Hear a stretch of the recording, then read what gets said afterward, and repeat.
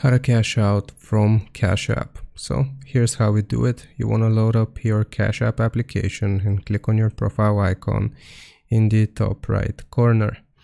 Now from here, we will select linked banks. And if you have not linked your debit card yet, you will click on link a debit card and then you will type out your debit card information here. After you have successfully linked your banks, then we can cash out. Again, go to the home page and click on the bank icon in the bottom left corner. You should be able to see your available cash balance right here.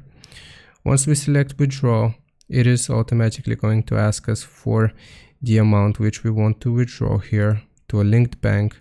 We can just type out a specific amount. So for example, if we want to withdraw $50, we'll type out 50, confirm the amount, and then this is going to send the money to our bank account, and that's how we cash out.